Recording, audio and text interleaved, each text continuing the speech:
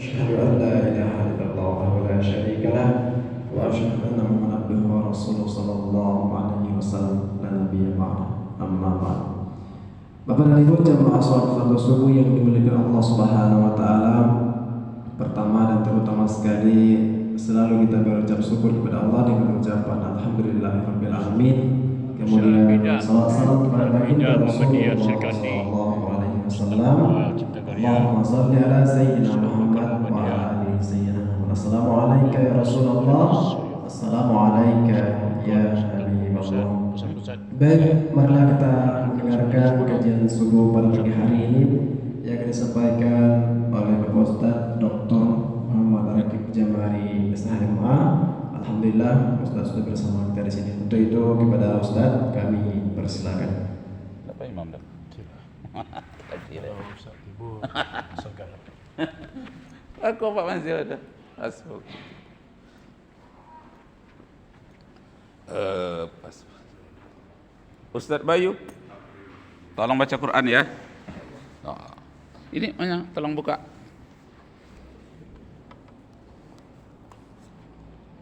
Oh.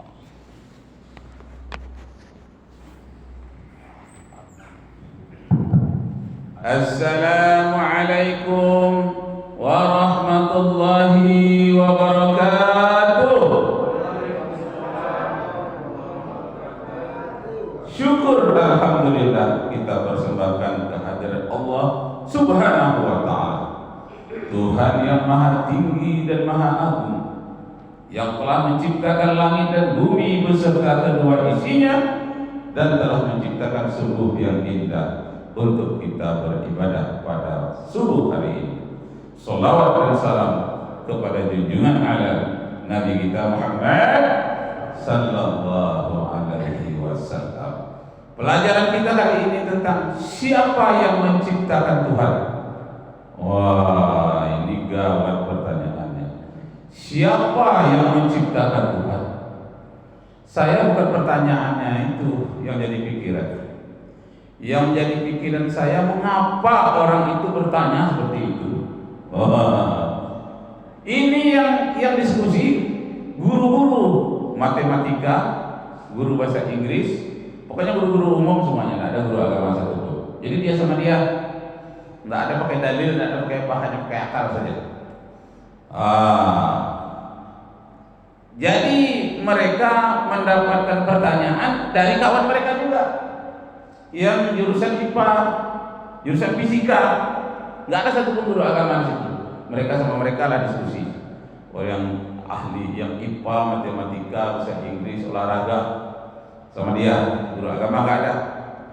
Lalu dapat pertanyaan, siapa yang menciptakan Tuhan? Jadi yang menjadi pikiran bagi saya, kenapa pertanyaan itu muncul? Pertanyaan itu muncul karena orang itu pemikirannya terselubungi oleh pemikiran tasulsul, namanya di dalam ilmu tauhid. Jadi waktu kami kelas 5 sanawiyah atau kelas 2 aliyah dulu diberikan satu kitab karangan Ad-Duski namanya. Kitab Ad-Duski, nama kitab tauhidnya Kifayatul Awam. Nah, di dalam kitab itu diterangkan ada dua cara orang-orang fisika, orang kimia untuk mengetahui Tuhan. Yang pertama namanya faham at-tasalsul.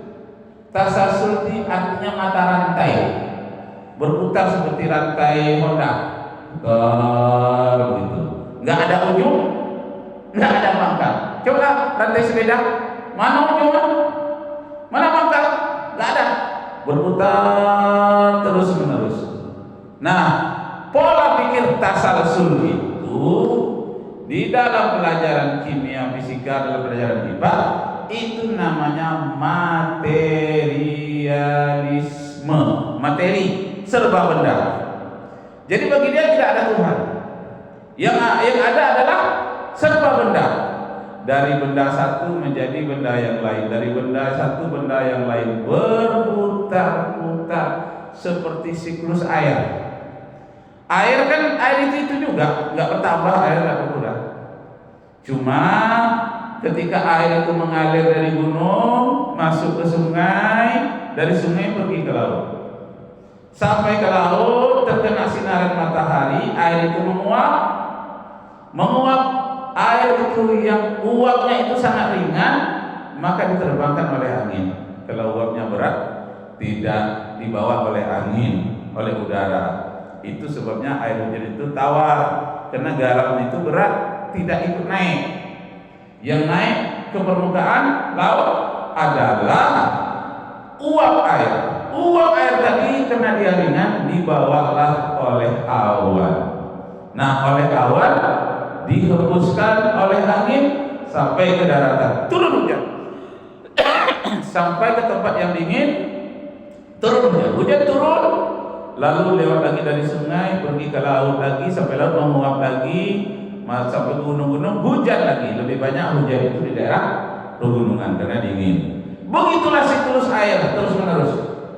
Cuman air itu menjelang sampai ke laut dimanfaatkan orang di sungai untuk apa? Untuk mencuci. Dimanfaatkan orang sebagian kecil untuk minum. Setelah minum, keluar lagi air itu lewat WC. Keluar lagi dari WC, dia masuk ke pori-pori tanah, airnya menuju sungai juga. Dari sungai terus ke laut, menguap lagi, berputar lagi. Itu namanya siklus air, berputar terus berputar. Nah, begitulah metode berpikir orang fisika, kimia. Siapa yang menciptakan? Tuhan, katanya. Kalau air berputar terus menerus, kehidupan kita ini juga berputar. Nah, perputaran itulah yang ada di dalam ilmu tauhid, itu namanya tasalsul, mata rantai yang terus berputar. Yang berputar itu adalah benda. Orang kita mengatakan everything is matter. Segala sesuatu itu hanya benda. Nothing without matter. Tidak ada suatu benda apapun kalau dia tidak berputar, kalau dia bukan benda. Kalau dia bukan benda, maka dia tidak ada. Dia harus menempati ruangan. Itu benda. Jadi mereka menganggap Tuhan itu seperti benda. Kalau tidak ada tempatnya, berarti benda itu tidak ada. Kalau benda, memang benda itu bahasa Indonesia, bahasa Inggrisnya materi. Jadi ada setiap materi itu dia akan menempati ruangan dan dia harus ada bendanya. Itulah cara berpikir orang materialisme. Jadi kalau Tuhan itu benda apa tidak? Bukan, berarti tidak ada.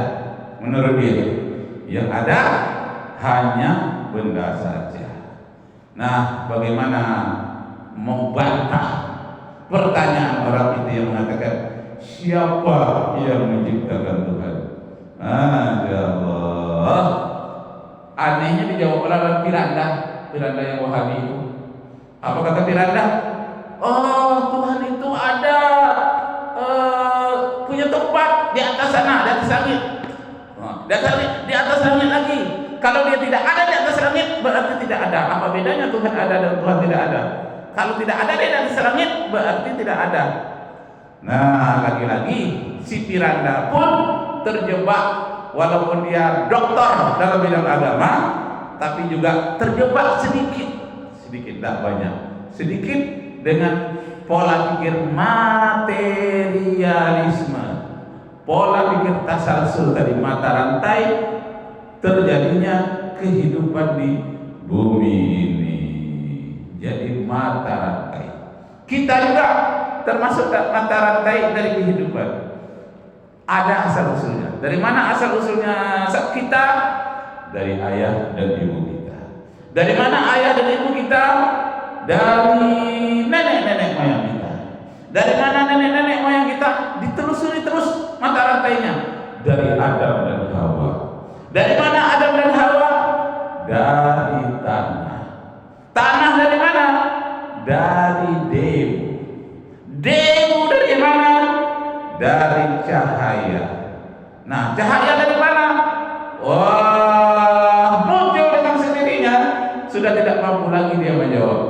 Jadi cara berpikir materialisme akhirnya ujung-ujungnya dia tidak bisa menjawab. Ujung-ujungnya sekali akhirnya dari mana? Tanah itu dari mana? Dari asap, dari kabut dengan teori nebula.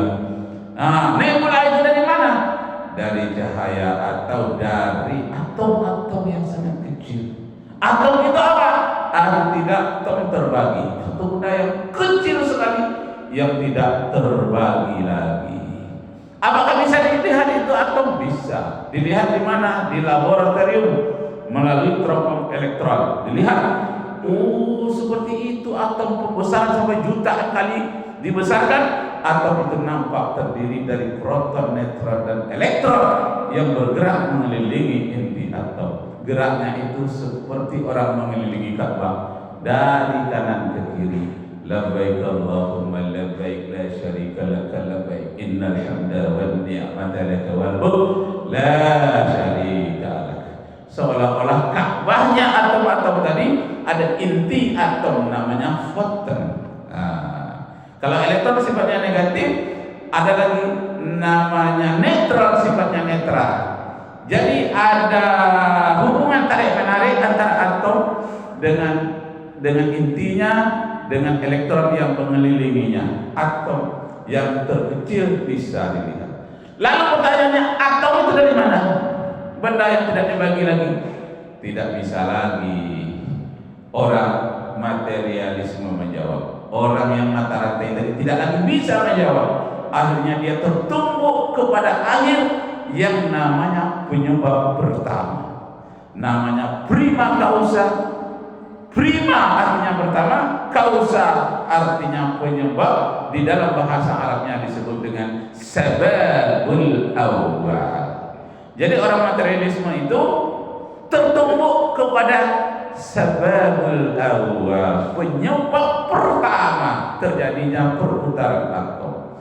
Maka Einstein melalui teropong elektronnya dia melihat atom itu menangisnya. Apa katanya?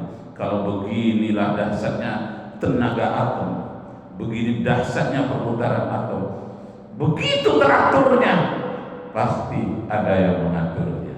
Kalau begini dahsyatnya sambil dia menangis, pasti ada yang menciptakannya. Tak mungkin dia bisa teratur tanpa ada yang mengatur. Akhirnya sambil menangis Einstein mengatakan, religion without science is blind. Kalau hanya agama saja, percaya-percaya saja tanpa melihat kenyataan dalam sains seperti ini, dia menjadi buta, blind, buta. Jadi agama tanpa didukung oleh sains menjadi agama, menjadi buta. Sebaliknya, science without religion is lame.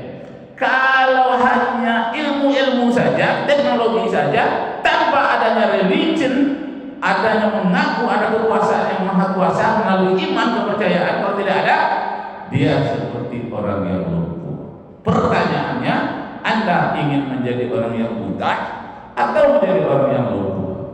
Tentu kita tidak mau dua-duanya. Lumpuh tidak mau, buta tidak mau. Caranya bagaimana? Satukan antara sains, ilmu pengetahuan dan keimanan. Jadi al-ilmu wal iman ma'an. Ilmu dan iman itu berjalan bersamaan. Akal dan ilmu pengetahuan berjalan bersamaan. Ali bin Abi Thalib mengatakan ad-dinu wal aqlu. Agama itu bersamaan dengan akal. La dina liman la aqilala. Tidak ada kewajiban beragama bagi orang yang tidak berakal. Jadi orang gila tidak terkena oleh beban agama. Kalau di KUHP pasal 44, orang gila tidak bisa masuk penjara. Nah, jadi kalau dia berbuat itu bukan dia yang salah, tapi pemilihnya yang mengawasinya yang salah. Orang gila itu pasal 44, orang yang tidak sehat akalnya, orang yang tidak berakal tidak bisa dikenakan hukuman pidana. Nah, dalam agama, iman dan akal dan ilmu itu berjalan beriringan. Jadi kita bisa tunjukkan kelemahan dari orang yang bertanya, Tuhan itu siapa yang menciptakan? Nah, Tuhan tidak ada yang menciptakannya karena dia merupakan sebabul awal. Dialah penyebab awal dari terjadinya hukum sebab akibat di alam semesta ini. Akibat satu menimbulkan akibat yang lain, akibat yang satu menimbulkan akibat yang lain. Ujung-ujungnya sampai kepada sebabul awal, yakni Allah Subhanahu wa taala. Contoh yang ringan begini, Honda. Kita hidupkan Honda. Honda itu lengkap dengan ada minyaknya. Kenapa dia bisa berjalan? Ada sababul, ada penyebabnya, karena ada minyak. Yang kedua, kenapa Honda bisa berjalan? Karena ada baterainya. Nah, jadi ada minyaknya, ada baterainya. Nah, kemudian kalau lagi ada rodanya, walaupun ada minyak, tapi kalau nggak ada roda, nggak bisa jalan. Roda itu ada bannya lagi, bannya ada bintin yang paling kecil. Itu pun menjadi penyebab. Seluruh penyebab-penyebab yang kecil-kecil Honda itu bisa berjalan, dia akan terhubung kepada penyebab yang paling awal. Bagaimana Honda bisa berjalan? Apa penyebab yang paling awal? Engkol atau starter. Betapapun hebatnya Honda, kalau tidak diengkol, dia tidak akan bergerak. Kalau tidak di starter, dia tidak akan bergerak. Seperti itulah alam semesta ini. Kalau tidak ada penyebab pertama, yaitu Allah Subhanahu wa taala, alam ini tidak akan bergerak dan alam ini tidak akan tercipta. Allahul ladzi khalaqas samawati wal ardh wa ma bainahuma. Dialah yang menciptakan pergerakan alam semesta. Alam semesta ini dan isinya dialah diciptakan oleh Allah Subhanahu wa taala. Semuanya bergerak. Tidak ada yang sepi dari gerak. Gerakan pertama engkolnya adalah Allah Subhanahu wa taala. Dialah penggerak pertama. Di dalam ilmu tauhid itulah namanya sifat wujud. Dialah menyebabkan wujud, menyebabkan terwujud pula seluruh hasil ciptaannya. Itulah eksistensi keberadaan alam semesta ini karena ada penyebab pertama, sababul wujud. Itulah pelajaran wujud di kalangan orang-orang pesantren, dipelajari sejak awal. Wujud dan baqa mukhalafatu lil hawadisi qiyamuhu bi nafsihi wahdaniyah qudrat iradat ilmu hayyat sama basar kalam qadiran muridan ilman hayyan sami'an basiran mutakalliman.